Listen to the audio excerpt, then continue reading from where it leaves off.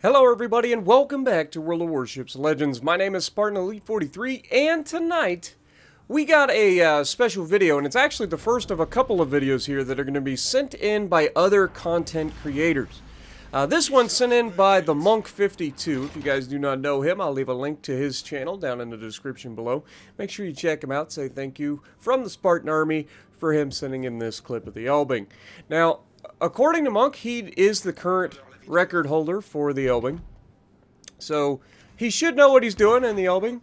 So we're looking forward to seeing what he has to offer in this particular match. Now, if you guys are not aware of the Elbing, it is a pretty controversial ship currently, but it was available for a doubloon purchase in the new auction house, and it is eventually going to come to the Global XP marketplace.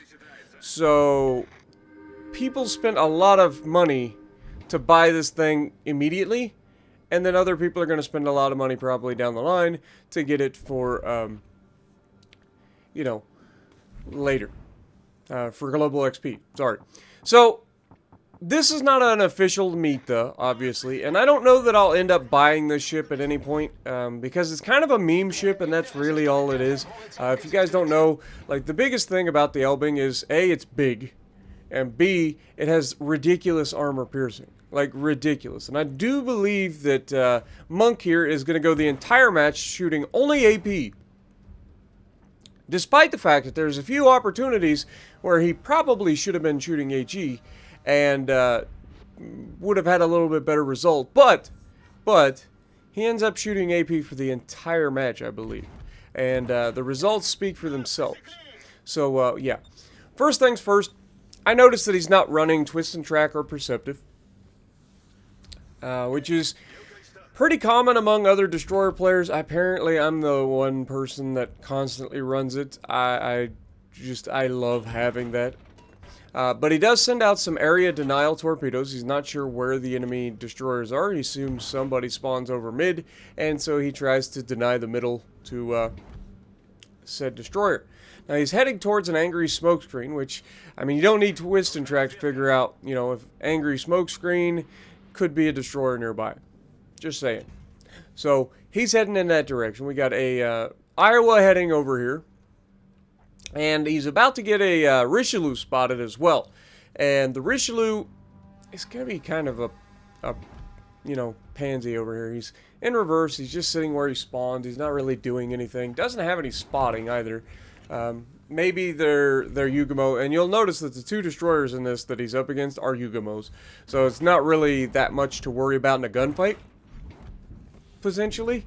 But you can see he is sizing up those battleships, hoping that he could potentially reach them.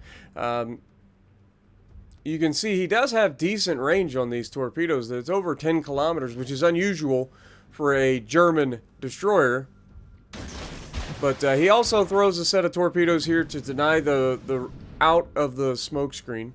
These aren't the fastest torpedoes in the world. I have no idea what their speeds are, but they're definitely not fast. And you can see he's got a teammate there in a destroyer that's reversing in. And that's probably the worst thing that he could have possibly seen right off the rip is a Buffalo. That's a radar cruiser, and it's got to have good DPM. Now, Yugamo immediately comes out and goes full friggin' doofus mode and tries to get into a gunfight with him rather than just turning and running.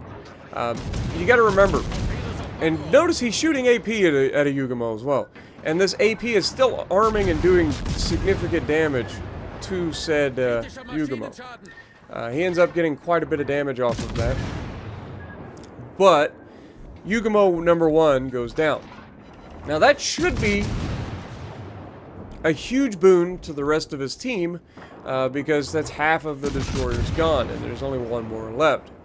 However, the Yugamo that's left is an absolute menace to his team, as you will see.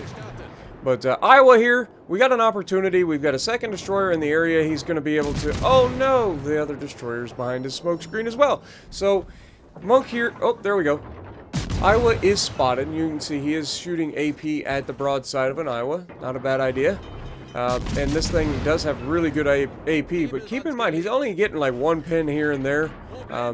You can see he's fallen short quite a bit. The shells are just not hitting the target.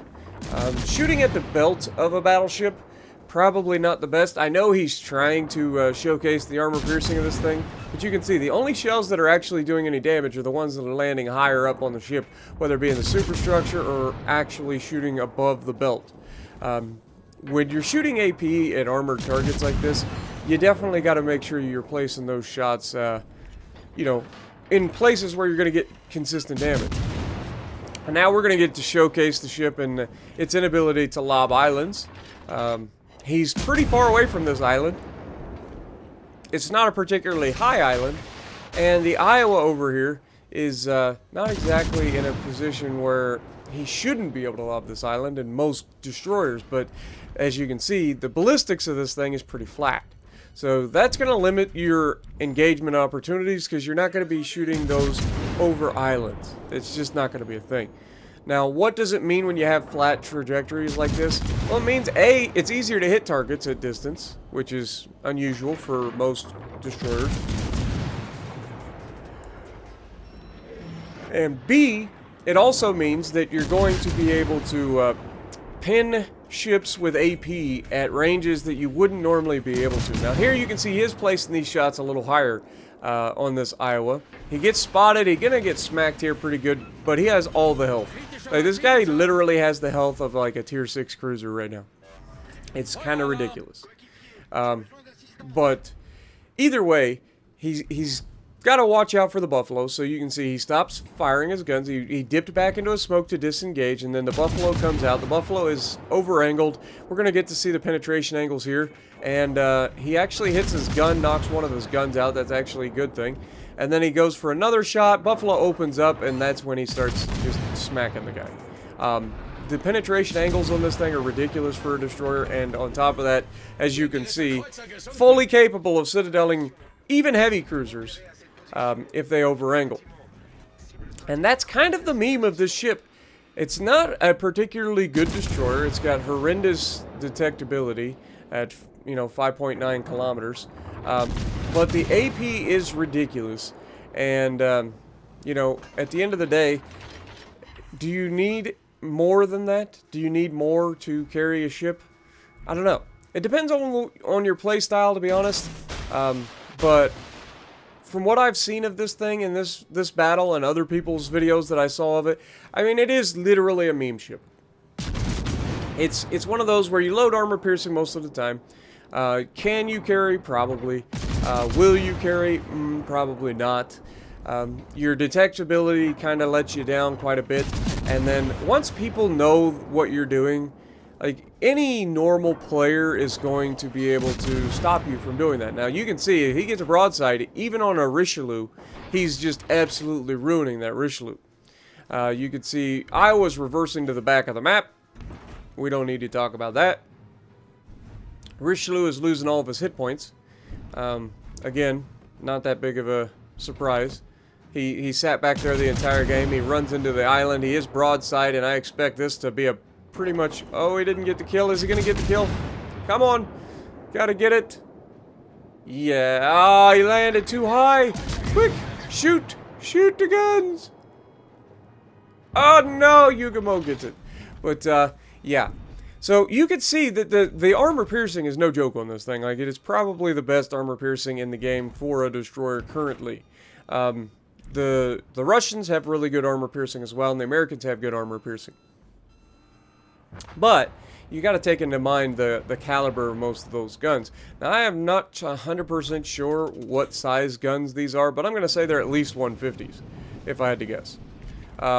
I haven't actually looked that part up. Now, again, this is not a meta. This is just a, one of those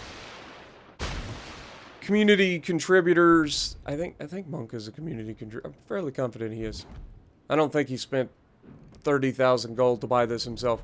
But anyway, maybe he did, and to each his own, if that's what you want to do. But he is shooting torpedoes at the Iowa. He's trying to get back. He knows that he needs to carry this. There's 4 enemy ships on the that are left. So if he is going to be able to carry this, he needs to do some things. And he's got an Ochakov coming towards him. And again, we already talked about this AP. He probably opens up a little too early here. Ochakov looked like he was about to be turning. And you can see, all he has to do, Ochakov, just stay bow in here. And he kills the Elbing and no problem. But he doesn't stay bow in. He starts to open up the angle. And as soon as you do that, you're going to have a bad time. Now, obviously, like, we're showcasing the AP here, but even if he does go bow in here, if Ochakov goes bow in, and Monk is losing a lot of health, there's another Citadel on a cruiser to showcase, you know, just how nasty the AP actually is.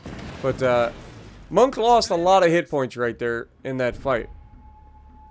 And again, I think if he'd had just been a little bit more patient on that Ochakov, the Ochakov was turning out. He had made up his mind he was going to turn out.